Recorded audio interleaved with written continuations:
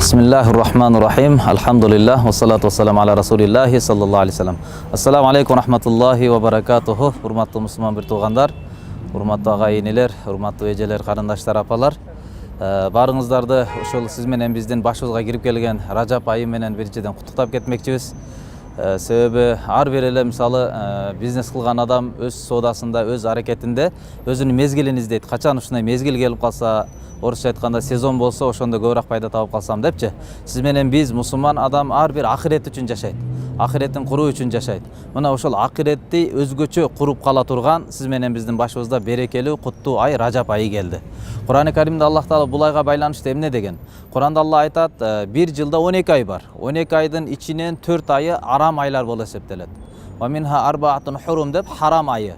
Харам дегенде мааниси, мисалы Мекке мечитине деле Масжидил Харам, харам мечити деп коебуз го. Харам дегенде мааниси эки мааниде которулат. Арам же ихтирамдуу, сыйлуу деген мааниде которулат да. Арам дегенде мааниси эмне үчүн ал жактагы мечит арам? Себеби ал жактын уусуна ууласа болбойт. Ууга чыкпайсыз да. Ал жактын өсүмдүктөрүнү кессе болбойт, ал жакты үссө болбойт. Арам. Ал жерде кээ бир уруксат болгон нерселер башка жердеги. Бирок ал чекке киргенден кийин арам болуп кала турган жер. Ошондой эле ал жакты ихтирамдуу, өтө сыйлуу жер. Себеби билебиз, ал жакта окуган 2 рекет намаз 100 000 рекеттин даражасына кетет. Ар бир рекет намазга 100 000 эселенип туруп берилет.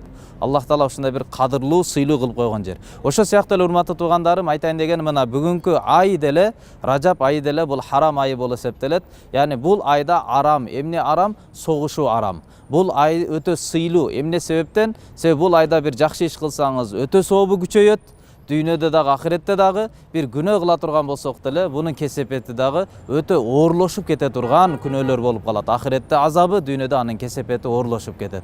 Кур'ан-ы Каримде Аллах Таала өзгөчө "Фала тазлиму фихинна анфусакум" бул айда өзүңөргө зулумдук кылбагыла деп айткан. Бул айда чоң күнөөлөрдү кылып, кичинекей күнөөлөрдү кылып, ортоңордо араздашып, дагы эле арам мамилеңерди, жаман кылык адаттарыңарды таштабастан күнөөлөрдү кыла берип, өзүңөргө зулумдук кылбагыла деп айткан. Бардыгыбыз билебиз, урматтуу туугандарым, бул айда эле эмес, Ражап, Зулкада, Зулхижжа, Мухаррам 4 айы арам айы болуп эсептелет да. Бул айларда эле эмес, жалпы эле айда мисалы күнөө кылган болбойт. Эмнеге бул айда өзгөчө эле айтты? Демек, бул айдагы кылынган күнөө өзгөчө Алланын наразычылыгын туудурат.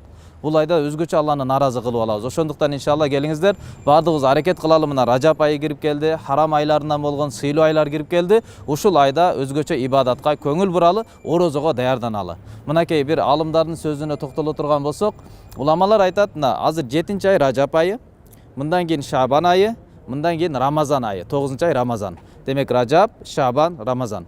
Ражап айынын мисалын алымдар айткан, Ражап айы бул эгин эге турган ай. Шабан айы мындан кийинки келе турган, ал эгинди өстүрүп суугара турган ай. Андан кийинки Рамазан айында болсо, ошол өскөн эгиндерди жыйнап ала турган, түшүм чогулта турган айы деп айткан. Эми элестетиңиз, эгин экпесеңиз, алдан суугарбасаңыз, аны оттобосоңуз, анан кийин мезгили келген учурда күздө эмнени жыйып аласыз?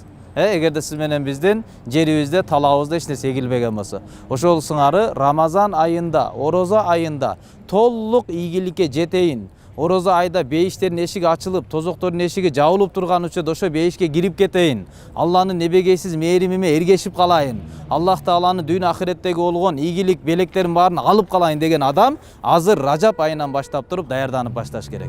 Ражаптан баштап аз өзүбүздү орозого адаттандырыш керекпиз. Азыртадан Кур'ан ачып, Кур'ан караганды үйрөнүш керекпиз. Бактылуу көздөр Кур'анды караган, бактылуу тилдер Кур'анды окуган, бактылуу жүрөктөр эгерде ал жүрөктө Кур'ан жатталган болсо, бактылуу дене, бактылуу акча, бактылуу убакыт Кур'андын кызматында сарпталган болсо. Ошондон иншалла бардыгыбыз аракет кылалы, урматтуу туугандарым, Ражап айында Рамазанга даярданалы.